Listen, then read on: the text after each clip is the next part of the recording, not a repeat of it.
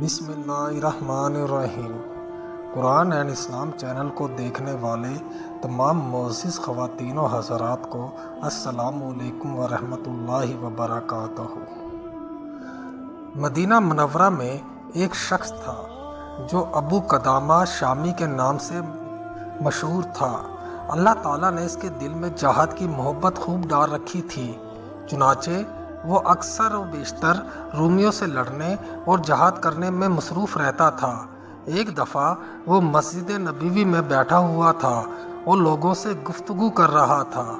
حاضرین مجلس میں سے کسی نے کہا کہ واقعات جہاد میں سے جو سب سے تعجب انگیز واقعہ آپ نے دیکھا وہ ہمیں سنا دیجئے۔ شیخ ابو قدامہ نے فرمایا کہ سنو، میرا ایک دفعہ رقہ جانا ہوا تاکہ کوئی اونٹ خرید لوں اور جو ہمارے اسلحے کے اٹھانے اور لے جانے کے کام آئے۔ چنانچہ میں ایک دن دریائے فرات کے قریب رقہ نامی شہر میں بیٹھا ہوا تھا کہ اچانک ایک عورت آئی اور اس نے مجھ سے کہا کہ اے ابو قدامہ، میں نے آپ کے متعلق سنا ہے کہ آپ جہاد پر واعظ کہتے ہیں اور لوگوں کو جہاد کی ترغیب دیتے ہیں۔ میں ایک ایسی عورت ہوں کہ اللہ نے مجھے لمبے لمبے بالوں سے نوازا ہے۔ میں نے اپنے اکھڑے ہوئے بالوں سے ایک رسی بٹ لی ہے اور اس پر میں نے مٹی مل لی ہے تاکہ بالوں کی بے پردگی نہ ہو۔ آپ اس رسی کو لیجئے اور جب دشمن کی سرزمین پر پہنچ جائیں اور گمسان کی لڑائی شروع ہو جائے، تلواریں ٹکرانے لگے، تیر پھینکے جانے لگیں اور نیزے سانپوں کی طرح باہر نکل آئیں تو آپ اس رسی کو اپنے جہادی گھوڑے کے گلے میں ڈال دیں اور اس سے جہاد کریں۔ اگر آپ کو خود ضرورت نہ پڑے تو کسی ضرورت مند مجاہد کو دیجیے۔ میں اس عمل سے یہ چاہتی ہوں کہ میدان جہاد کا گرد و غبار میرے بالوں کو لگ جائے۔ میں ایک بیوہ عورت ہوں، میرے شوہر جہاد میں شہید ہو چکے ہیں اور میرا کنبہ جہاد میں شہید ہو گیا ہے۔ اگر مجھ پر جہاد فرض ہوتا تو میں خود چلی جاتی، لہٰذا میری جگہ آپ میرے ان بالوں کو جہاد میں استعمال کریں۔ پھر اس عورت نے کہا، اے ابو قدامہ، یہ بات بھی سن لو کہ جب میرا شوہر شہید ہو گیا تھا تو اس نے اپنے پیچھے ایک خوبصورت لڑکا چھوڑا تھا۔ اس لڑکے نے قرآن کریم حفظ کر لیا ہے اور جہادی ٹریننگ کر کے گھڑ سواری میں خوب مہارت حاصل کر لی ہے۔ نیز وہ تیر اندازی میں غضب کا ماہر ہے۔ وہ رات بھر تہجد پڑھتا ہے اور دن بھر روزہ رکھتا ہے۔ اس وقت وہ خوب جوان ہے اور اس کی عمر 15 سال ہے۔ آج کل وہ اپنی زمینوں میں کام کے لیے گیا ہوا ہے۔ جب وہ واپس آئے گا اور آپ یہاں موجود ہوں گے تو میں اس جوان سال بیٹے کو اللہ تعالیٰ کے راستے جہاد میں اللہ کی رضا کے لیے بطور قربانی پیش کروں گی۔ میں آپ کو دین اسلام کی عزت و عظمت کا واسطہ دیتی ہوں کہ آپ مجھے اس ثواب سے محروم نہ کیجیے گا۔ میں نے اس عورت سے وہ بٹی ہوئی رسی لے لی تو دیکھا وہ اس کے سر کے بالوں سے بنی ہوئی تھی۔ اس نے مجھ سے کہا کہ آپ میرے سامنے اس رسی کو اپنے سامان میں محفوظ کر لیں تاکہ مجھے تسلی ہو جائے۔ میں نے رسی کو محفوظ کر کے رکھا اور رقہ سے اپنے ساتھیوں سمیت نکلنے لگا۔ جب ہم مسلمہ بن عبد المالک کے قلعے کے پاس پہنچے تو پیچھے سے ایک شاہ سوار کی چیخنے کی آواز آئی جو کہہ رہا تھا، اے ابو قدامہ، خدا کے لیے ذرا رک جائیے۔ ہم رک گئے۔ جب ہم نے دیکھا ایک شاہ سوار گھوڑے کو کداتا ہوا آ رہا ہے، آتے ہی اس نے مجھ سے معانقہ کیا اور فرمایا کہ اللہ کا شکر ہے اس نے مجھے آپ کی رفاقت سے محروم نہیں کیا۔ میں نے اس سے کہا کہ پیارے بیٹے، آپ ذرا چہرہ تو دکھا دیجئے تاکہ میں دیکھوں۔ اگر آپ پر جہاد لازم اور فرض ہو تو میں آپ کو اجازت دے دوں، ورنہ میں آپ کو واپس کر دوں۔ جب اس نے چہرہ ظاہر کیا تو 14ویں کے چاند کی طرح ایک خوبصورت ناز پروردہ نوعمر جوان تھا۔ میں نے اس سے کہا کہ بیٹے، آپ کا والد زندہ ہے؟ اس نے کہا کہ نہیں، وہ شہید ہو چکے ہیں اور اسی کا بدلہ لینے کے لیے جا رہا ہوں، شاید کہ اللہ مجھے بھی شہادت نصیب فرمائے۔ آپ نے کہا، کیا آپ کی والدہ ہے؟ تو کہنے لگا، ہاں، والدہ حیات ہیں۔ میں نے کہا کہ آپ جا کر اپنی والدہ سے اجازت لے لو۔ اگر اس نے اجازت دے دی تو ٹھیک، ورنہ آپ ان کے پاس ہی رہو کیونکہ جنت ماں کے پاؤں تلے ہے۔ اس نوجوان نے کہا، اے ابو قدامہ، کیا مجھے نہیں جانتے؟ میں نے کہا نہیں، کہنے لگا کہ میں تو اسی عورت کا بیٹا ہوں جس نے آپ کے پاس سر کے بال کی رسی رکھی ہے، آپ اتنی جلدی بھول گئے؟ میں انشاءاللہ شہید ابن شہید بنوں گا۔ میں اللہ تعالیٰ کے واسطے سے آپ سے یہ درخواست کرتا ہوں کہ آپ مجھے اپنے ساتھ جہاد میں جانے سے نہ روکیں۔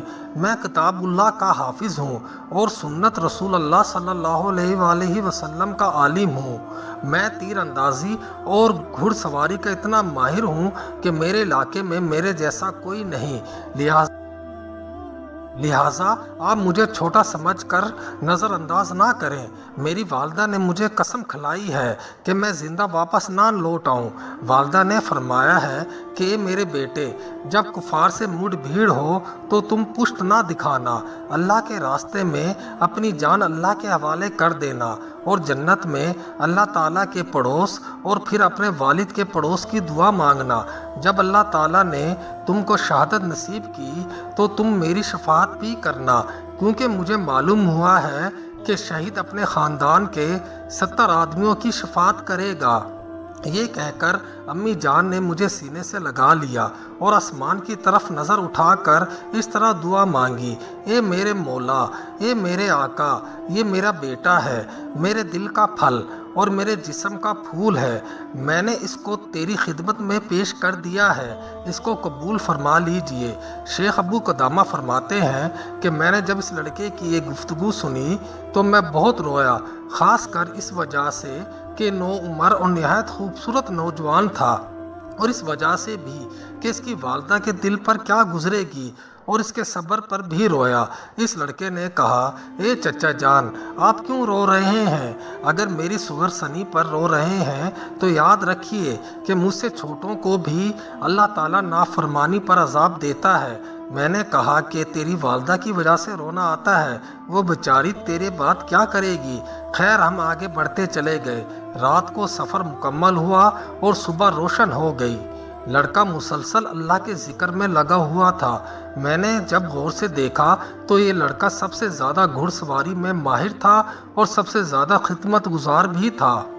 جتنا ہم دشمن کے قریب ہوتے جاتے یہ لڑکا اتنا ہی چست بنتا جاتا تھا۔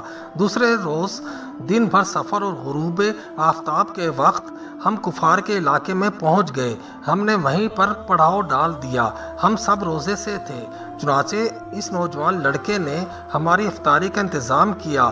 وہ افطاری کی تیاری میں لگا ہوا تھا کہ نیند اس پر غالب آئی اور وہ سو گیا۔ سوتے میں ہم نے دیکھا کہ وہ نوجوان مسکرا رہا ہے۔ میں نے ساتھیوں سے کہا کہ بھائیو ذرا دیکھو یہ نوجوان کیسے مسکرا رہا ہے۔ جب لڑکا نیند سے بیدار ہوا تو میں نے اس سے کہا کہ پیارے بیٹے، ہم نے آپ کو ابھی ابھی ہنستے ہوئے دیکھا ہے، ذرا بتائیے کیا وجہ تھی؟ تم نیند کی حالت میں کیسے ہنس رہے تھے؟ نوجوان نے کہا کہ میں نے ایک عجیب خواب دیکھا ہے تو اس کی وجہ سے میں ہنسنے لگا تھا۔ خواب یہ کہ گویا میں ایک سرسبز و شاداب پرکشش باغیچے میں ہوں، میں اس میں گھوم رہا تھا اور لطف اٹھا رہا تھا۔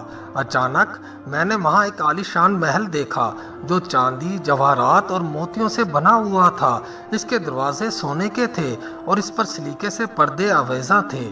اچانک ان پردوں کو کچھ لڑکیوں نے دروازے سے ہٹایا۔ وہ لڑکیاں چاند کی طرح چمک رہی تھیں۔ جب انہوں نے مجھے دیکھا تو سب نے خوش آمدید کہا۔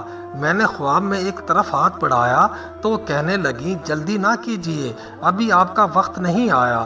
میں نے سنا کہ وہ آپس میں کہہ رہی تھیں کہ نوجوان مرضیہ کا شوہر ہے۔ پھر انہوں نے مجھے کہا، آپ پر اللہ رحم کرے، ذرا آگے بڑھیے۔ میں کچھ آگے بڑھا تو کیا دیکھتا کہ اس محل میں ایک کمرہ ہے جو سب سے بلندی پر ہے اور خالص سونے کا بنا ہوا ہے، جس میں زبرجد کا بنا ہوا ایک سبز پلنگ بچھا ہوا ہے اور اس کے پائے سفید اور چمکدار چاندی کے بنے ہوئے ہیں۔ اس پر ایک ایسی خوبصورت لڑکی بیٹھی ہوئی تھی جس کا چہرہ آفتاب عالمتاب کی طرح چمک رہا تھا۔ اگر اللہ میری نگاہوں کی حفاظت نہ کرتا تو میری نگاہیں چلی جاتی اور میری عقل سلب ہو جاتی۔ جب اس لڑکی نے مجھے دیکھا تو کہا، مرحبا مرحبا، آئیے آئیے، خوش آمدید خوش آمدید۔ اے اللہ کے محبوب، آپ میرے لیے ہیں اور میں آپ کے لیے ہوں۔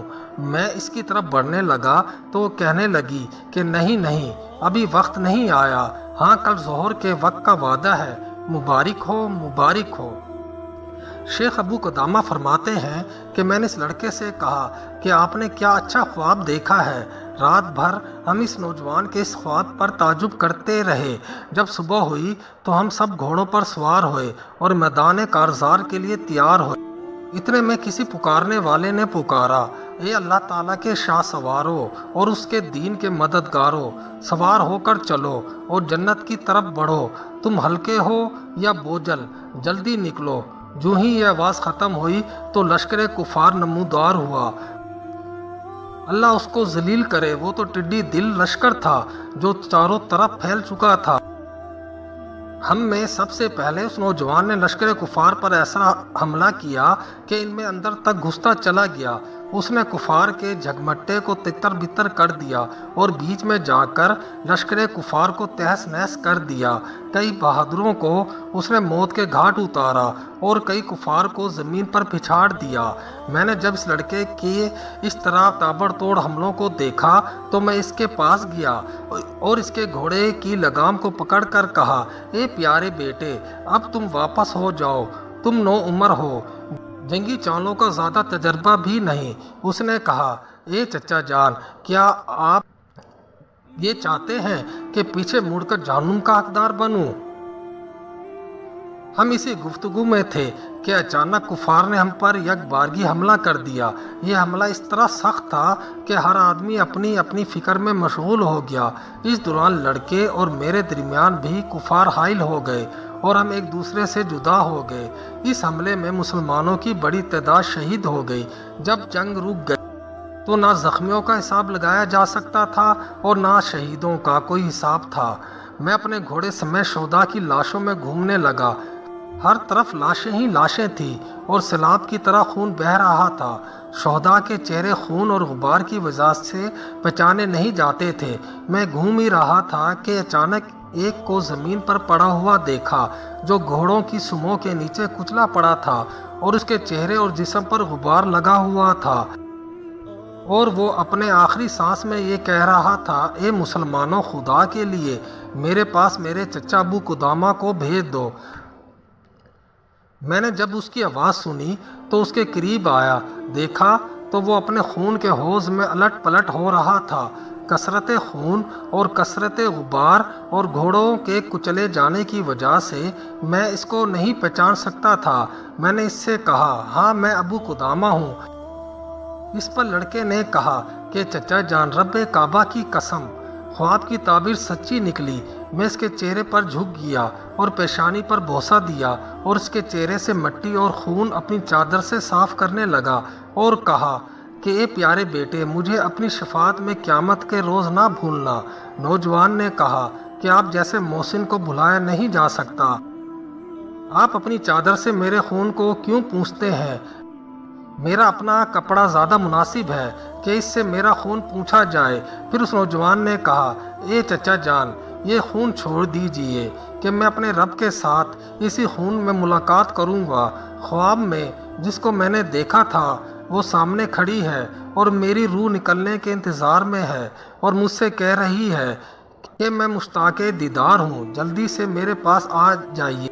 ये चचा जान, मैं आपको खुदा का वास्ता देता हूँ कि अगर अल्लाह ताला ने आपको सही सालम वापस लुटा दिया तो आप मेरे खून आलूदा कपड़े मेरी मस्कीन और गमगीन वालदा तक पहुँचा दें, ताकि इनको मालूम हो जाए कि मैंने इनकी वसीयत को पूरा कर दिया है और मुशरिकीन के मुकाबले में किसी बुज़दिली से काम नहीं लिया।